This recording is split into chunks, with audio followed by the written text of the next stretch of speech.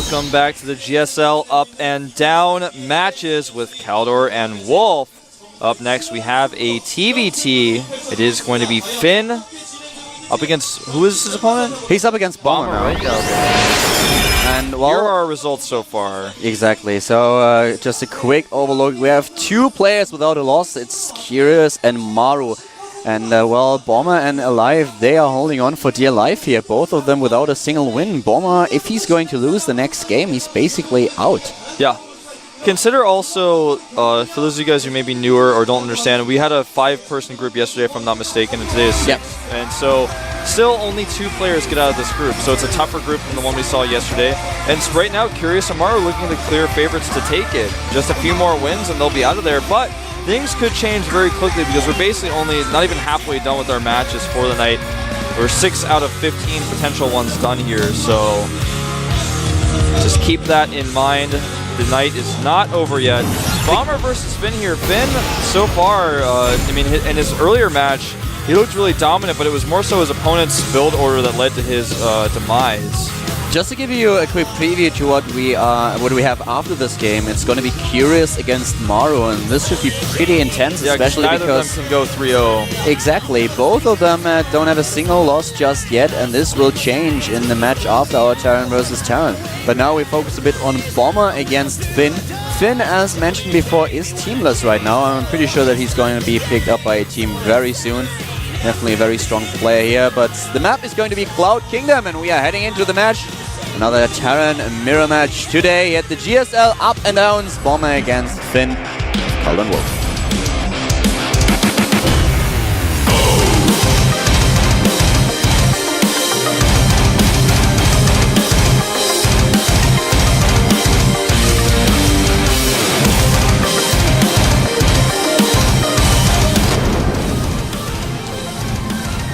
Starting at the bottom left, now we have our StarTale player. He was able to train with players like Hack and Sound, who both had to practice their mirror match for their groups in the GSL. And well, we have now StarTale's StarTale Bomber. His Terran versus Terran, though, is kind of his weakest match. He felt really confident today when I talked to him before the first games, but now he's struggling a bit and he really needs a win here. Whoever is going to lose this game will have a pretty... Well, actually Finn has 1 win so far, but Finn's still not going to be as big up in the hole as Bomber will be if he loses this. And here is our player, of course, in the top right. Team list. And Pin. the position of his barracks is more than interesting. He is apparently... Well, actually he doesn't get gas, so we won't see any kind of... There it is. There's the gas, so we will see a Marauder push. A Marauder push, or potentially just he builds like a factory next to his barracks and then does something like that. But I thought about it, but I think he would have built the gas a little bit earlier. Yeah, you're right, because with a build like this, it works out It doesn't make sense to do this because you could just make the factory next to the barracks, or you could just make the factory alone later. Like, what do you gain from the barracks? Like a faster tech lab? Not really. That's not really important. But I know exactly what kind of strategy you're talking about. This is something that we've seen on Daybreak. Ganji does this a lot. Reactor Hellions. And that's a tech lab, though. It looks like it's going to be Marauder pressure. Bomber, again, I like to talk about this because, I mean, it seems silly to say, but...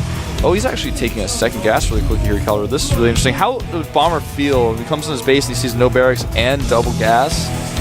Oh, he's going for Reapers. Very interesting. Proxy Reapers? Really interesting. Wow. That is something that I haven't seen before. A Proxy Reaper build. Bomber, again, I wanted to mention this, is that he loves to, like, if he wins, he kind of builds off of that energy that he gets. But in this case, he's down 0-2. If he loses the Finn here, 0-3, yeah, you can still maybe come back. He will get a factory here. He's getting the factory here right now. In his main base, though. This Reaper opening is just going to be... he's already scouting for it. Here's what he's going to do. He's going to come in here, he's going to use the Reaper to damage some Marines, kill some SVDs, potentially, mostly for scouting. Then I think he's going to make a starport on the tech lab that barracks is at, but he's been spotted. Bomber is getting the command center. He spotted the proxy barracks. He sees the Reaper. Oh my god, I like how Bomber spotted. He had a hunch. He kind of had a hunch already, and he scouted the perimeters of his base, saw the Reaper at the low ground, sent out one of his SCVs, and now he knows exactly what's going on. He's rallied a third Reaper in here. I think this is not going to be what I predicted. There's no SCV either to make the starport where the barracks is, and in fact, in his main base has made the starport now. Is he going to use these Reapers with a medevac and just try to push up with medevacs, Hellions, and Reapers? Is that what we're going to see? I don't quite know. Well, let's have a look at Finn. I could actually see a bench transition here. Does he have an add-on in his main base? I don't think so. He's just now started it, a tech lab. Going down on the factory. He'll probably switch, fall in with Banshees. Yeah. With all the gas that he has, that would make a lot more sense than a simple medivac, because he has already 200 gas. He's still mining, and well, Bomber has medivac on his own. Not sorry, not a medivac, but a starport on his own. He has the expansion. Reapers do extra damage to bunkers, but I don't think this is going to be enough. Well, he's not in the bunker, so this is kind of weird. He's taking one of the supply depots apart. That happens there by Finn, though. Almost losing his Reaper. Misclick. He's sent out an SCV. That was a close call for both players. Cloaking now going down, as you mentioned. Did he send out an SCV to repair this? No, but hold that thought in the main base. In the main base, we have some harassment. It does get shut down. The SCV is already okay. Getting picked off by a Hellion though? No, not quite. This is a pretty tense situation for Bomber. If he defends here, he will be in a very good spot, but he has to make sure that all these units, not the Hellions nor the Reapers, do too much damage. And with 3 Reapers, he can one-shot an SCV. Think about with this. No problem at all. Calder, just to kind of like put things into another dimension for a second. Reapers in Heart of the Swarm are going to regenerate health. So imagine how much he could have done with this with that change in the future. But I have to say that I really like how Bomber defends against this. He already has a Raven out, and even though Finn is coming in here with the Cloaked Banshees, if Bomber plays this well, then he should be kind of safe against it. Even the Blue Flame upgrade, I don't see Finn doing too much damage if Bomber still plays this very, very cautious. And so far, he's done a great job. Depends on if he saves this scan or not. He does have enough energy for 2 scans. Essentially, when his second orbital lands, he will have a second scan available to him. Here we go. And he's going to need to pull away. Committing quite a bit to this. The scan was too well timed. Does get taken out. Very well done. Pulls back with the Marines, forces the Banshee to get a little bit closer, and then just suddenly runs in and follows it up with a scan. Very well timed. And Bomber is just looking great here. He has the expansion a lot faster than his opponents. He has the higher SCV count because of it. We have him with the double mule, and he's in a great position here. Yeah. Right now, Finn's Blue Flame is finishing up, but what can he really accomplish with that? He has only 3 Hellions out. He has not, as far as I know, he's not made a medevac, so he can't drop into the main, so he's just not going to be able to do anything. There are 2 siege tanks on the low ground at the natural, and to shut down the Blue Flame Hellion harass quite easily. He's not necessarily going mech either. He is moving a barracks around. Now he's finished his Blue Flame, he's going to switch and start reactoring out Hellions, so it may be that he's going into a mech composition here, but the second Banshee doesn't do any damage. The missile turret is there in order to repel it, so with 0 kills, the Banshee has to retreat, and Bomber is now on the move with his army. He's trying to push out, already has his tech done, and I have to say that Bomber is looking pretty strong here. His expansion is going pretty well. Yeah, you're right. Nice saturation, 32 against 38. Here's Finn's choice. He is going mech now, but I don't think it's going to be. He's not going to have it powered up and ready to go in time. Now desperately trying to repair this bunker. Bomber does not have siege mode, nor has he started it, but it gets targeted down. The Reapers are taken out. They do a lot of damage to the Marines beforehand, and the Hellions are here to clean up, but there are Viking support coming through now. Not looking good as the Hellions were targeting the siege tanks, but the Banshee is doing a ton of extra damage. He's not lifted the Vikings, and Finn will actually hold here quite nicely. Yeah, he loses every single tank of the Banshee. That Banshee really paid off in the end after all, but now suddenly the Vikings are able to do some damage to the workers here, but he's not moving in with them, so he has to be very careful. Can he maybe kill a few of these Hellions? He needs to cut, the Hellions need to, on the side, need to be careful. They're all very low on hit points. He's cut them off doing a great job with these Vikings. Yeah, I did not expect him to do this much. He gets them all out without losing any. 18 workers killed. And this suddenly puts him ahead with 41 to 29 harvesters. Because now Finn, not only does it put him ahead in harvesters, but now Finn cannot afford to use the 3 factories he just made. He doesn't have enough resources. With that few SCVs, he cannot produce out of 3 factories efficiently. It's going to make his mech composition built a lot slower. He has no tanks out right now. He's only got 3 Vikings and 6 Hellions and a Raven. So from here, Bomber can actually safely take a third if he wants to, and I'm assuming that's what he's going to do pretty soon because he's going for a bio army, and he's going to have that map control. He has a lot of minerals right now, and another command center would definitely make sense here. He's getting upgrades, concussive shell, combat shield, +1 attack, and this is looking pretty good for Bomber. A nice lead in supply, and Finn is a bit struggling. He has the Raven out, but still, with all he has the air superiority with all the Vikings, but that's the third base for Bomber, and Finn is he's miles away from getting a third. Yeah, he's got no opportunity to do that. Bomber has the more mobile army, the more aggressive army. It's not one that has to be patient. Neutral depot being taken out here by Finn. The one thing that Finn does have is he does have the air advantage. He's got 5 to 4 Vikings with the Raven alive as well. He may try to do something similar to what we saw Maru do, but in the mid to later stages of the game, not now. But that's kind of like one of his only hopes here, as Bomber is just looking so solid right now. But Bomber is limiting his composition quite a bit. He's going purely bio. He's not even making any siege tanks right now. He didn't research siege mode earlier, so he's got no tanks now, and he's just now remaking his tech lab on his factory. Here comes the Harris with the Vikings, trying to control the map, pushing out here, but taking the rest of his mech army with him. Also, the tanks are getting into position here. The tech lab is gone on the high ground. This is not too bad for Finn. Remember the composition of Bomber. He has a lot of Marauders there, but there is a Raven who has enough energy for 2-point defense drones. With the siege tanks there as well, Finn still has a huge pushing power with this. He is even up about 15 supply in army. Oh, and he's going to cut these units off potentially. This is not good for Bomber, although he does not really commit. One of the medivacs is taken down, another one dies. Here is, the Vikings do a lot of damage by Finn.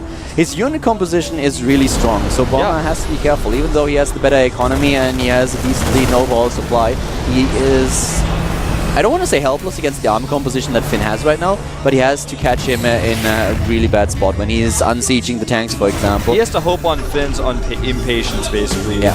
Oh, he's trying to go for a flank. This could potentially work because the Raven will be out of position to drop point defense drones. He's going to catch the tanks in the back. This is exactly what Bomber needs, and he will clean up 2 siege tanks. He's running in from both sides, and it looks like he will kill this army, but the Vikings are landing. Oh, but the Vikings are not going to do too much. More siege tanks are going to die. The Hellions, most of them are gone. The rest of them is going to die as well. Finn down to 85 supply against 102, and Bomber comes out ahead here. Yeah, even though they both traded a fair amount of resources, Bomber can remake his army a lot faster than Finn can. He killed so many siege tanks. That siege tank count is absolutely the backbone of Finn's army right now. He cannot afford to continue to lose those. So Finn will kind of go home like a hurt dog and kind of lick his wounds for a little bit, but at the same time, Bomber is not wasting any time. He's moving out right now. The one thing I am very critical of Bomber in here is that he did not move his command center down. He's allowed Finn to now start his own third command center because now he's kind of got this army that's a little bit lackluster. He can't really deny Finn's third anymore, and he could have been mining. He couldn't really move it to the low ground with all the army, with the army of Finn pushing out. Yeah, he just made it so late that like his units were out of position. I feel like if he had made it on the low ground and had his units prepared, he would have stopped Finn from going up the ramp. Could have held it, but since he waited so long, you're right. He couldn't move it down there. He could have used the energy. He could use the energy. He could build the SCVs, and now he can saturate the expansion. And now he's got it. I mean, like I say that's like the only thing I could be really critical of him for, but like now he has it. So a tough position to be in for Finn. Bomber's still the really late siege mode. It's halfway done now. He's getting +1 for his tanks. It looks like he's definitely going to transition into having tanks as part of his composition. Finn is about to get another orbital right now, another command center that is building another one in his main base. He knows he's going to have a pretty strong defender's advantage with this many siege tanks out. Even though he lost a lot of tanks earlier, he's still 8-4 right now. The big problem is that also the economy for Bomber is a lot better at this point. The third base is now in position, or will be positioned for Finn. He's trying to get the siege tanks right next to it, sieging them up to secure the spot, but we can just... Bomber could just expand again. He could get a fourth at this point. He's already getting a few Thors so that he can tank the damage of his opponent's tanks. And he's taking the lead in overall supply, getting upgrades. He's just trying to get farther ahead in the game and capitalize on his better economy. This is true. I'm wondering if Bomber's actually going to commit to this attack. He can, because his opponent's siege tanks are going to be spread so thin. But even if the tanks are spread thin, he has to commit very well can't really make very many mistakes. He cannot halfway commit. If he halfway commits, Finn is going to get a ton of free units here, and it looks like he is going to go all the way with this, going all the way around the north where he will not be spotted. He's going to go ahead and attack from the north side of the command center where the tanks are decently in position, but he's not going to have any Hellion buffer. And if these units just run in and have if Bomber Siege Tanks follow up and just siege up right away, he'll be able to crush Finn's army and kill this third base really, really easily. Here we go. He's been spotted now. How quickly will Finn react? He's not moving his Hellions forward. Double expansion of Bomber as well, by the way. He's not only getting the one base to the left, but also another one. Finn running out with a few units. He's trying to get the Blue Flame Hellions into a position, trying to sneak them into the mineral line. But here we have... I didn't even think Bomber was going to do it like this. I thought he was actually just going to try to run in there and kill the tanks while they were out of position, but he's actually just playing this so safely. And since, I was going to say Finn, he needs to lift that command center, he almost lost it. Oh, this is a great position though for Finn. He's going to catch part of Bomber's army completely off guard and kill it. Now the second part of his army he can actually kill a lot much easier. If Bomber uses his... Bomber has basically two forces that he's trying to put to some use at this point. A lot of Marauders, and he can just make sure that he can just charge in. He actually has the power to charge in here. That's what I expected from him to do in the first place, but he's split into two groups. Now he's going to crush Finn's army because Finn is really, really committed to one location, not the other. There are so many Marauders here. Meanwhile, he's going to run on the other side. There are only a few tanks here. Bomber tearing Finn apart. This is brilliant strategy-wise. He's just getting into a good position. Every time the tanks siege up, he's just running a little bit to the side, forcing another lift off on the command center. He's taking down the SCVs at the natural. And what can Finn do? As soon as he unsieges his tanks, he will be sandwiched by two Marauder forces that he just can't compete with. No, he cannot. There are no medevacs, so these Marauders will finally go down, but I mean, he has no medevacs for a reason. The Viking count was too high. He could not actually afford to get those in there and make them work. And Finn unsieged right now. He's trying to slowly push these units off of the third base, but Bomber is looking unstoppable at this point. Oh, yes, he does. He is already on 160 supply against 75. Now the third base just died. The siege tanks are going to be obliterated.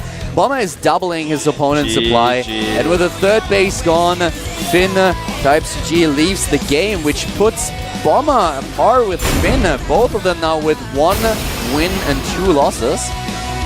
Yep. Very hard pressed to catch up to Curious and Maru, but it does put Bomber one step closer. As our next match is going to be between those two players, and neither of them can go 3-0. It's just impossible. One could actually, that might be the one match that we don't need in the end, so I'm not quite sure if we are shifting the order of the games here, but it would make a lot of sense at this point. But if not, we have to wait how Puzzle is going to do, because if Puzzle is losing, for example, to Alive, then Maru and Curious will be in a position where they are nearly unstoppable. Yeah, you're right.